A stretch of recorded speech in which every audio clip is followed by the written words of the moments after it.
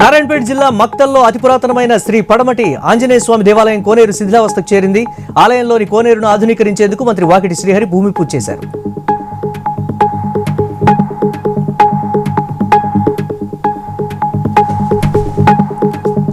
శ్రీకాకుళం జిల్లాలో భార్యాభర్తల ఆత్మహత్య కలకలం రేపింది. అంపోలుకు చెందిన కొల్లు అప్పారావు, అతని భార్య లలిత ఎలుకల మందు బాత్రూమ్ క్లీనర్ కలిపి తాగారు. ఇద్దరు మృతి చెందారు.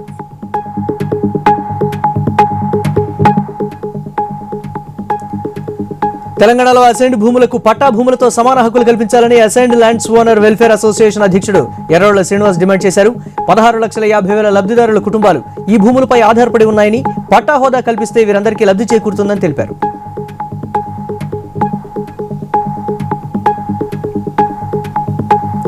ఒడిశాలోని పూరిలో జరుగుతున్న 40వ Indian Association of Tour Operators వార్షిక సదస్సులో AP tourism special chief secretary పాల్గొన్నారు. 2026లో జరిగే 41వ IATO సదస్సుకు విశాఖపట్నం ఆతిథ్యం ఇస్తుందని అజయ్ జైన్ తెలిపారు.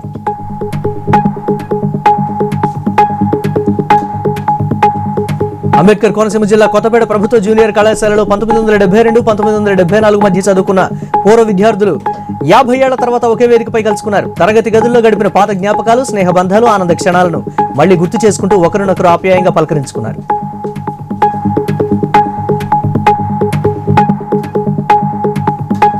ఫిట్ ఇండియా కార్యక్రమంలో భాగంగా పశ్చిమ గోదావరి జిల్లా పోలీస్ శాఖ ఆధ్వర్యంలో సండేస్ ఆన్ సైకిల్ కార్యక్రమాన్ని భీమవరంలో ఎస్పీ అద్నాన్ నయీం అస్మి ప్రారంభించారు. శారీరక మానసిక ఆరోగ్యాన్ని పెంపొందించుకోవడానికి, పర్యావరణ పరిరక్షణకు ప్రతి ఒక్కరూ తమ దైనందిన జీవితంలో సైక్లింగ్ ను అలవాటు చేసుకోవాలని కోరారు.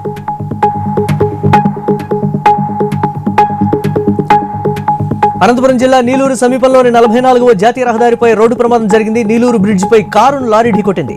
ఈ ప్రమాదంలో ఒకరికి తీవ్ర గాయాలు కాగా మరో ఇద్దరికి స్వల్ప గాయాలు కావడంతో ఆసుపత్రికి తరలించారు.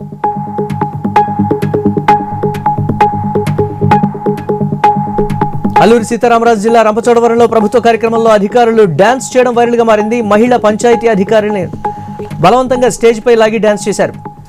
అధికారులు మహిళల పట్ల వ్యవహరించిన తీరు విమర్శలకు దారితీసింది.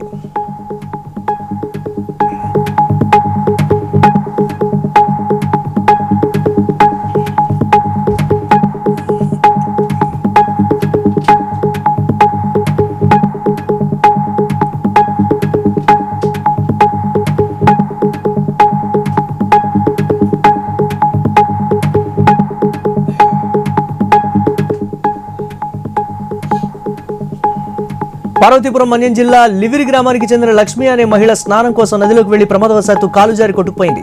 లక్ష్మి ఆచూకీ లభించకపోవడంతో NDRF బృందాలతో గాలింపు చర్యలు చేపడుతున్నారు.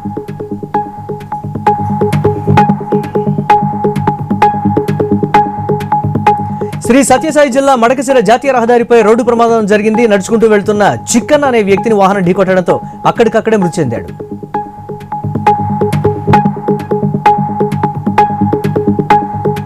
యూరియా కొరతపై ఈ నెల 28న కలెక్టర్ కార్యాలయం ముందు ధర్నాకు పిలుపునిచ్చారు. పార్వతీపురం మన్యం జిల్లా రైతు సంఘం అధ్యక్షుడు కృష్ణమూర్తి రైతులకు యూరియా ఇవ్వకుండా నానో యూరియా ఇస్తామంటూ ప్రభుత్వ అధికారులు ఒత్తిడి చేస్తున్నారని మండిపడ్డారు.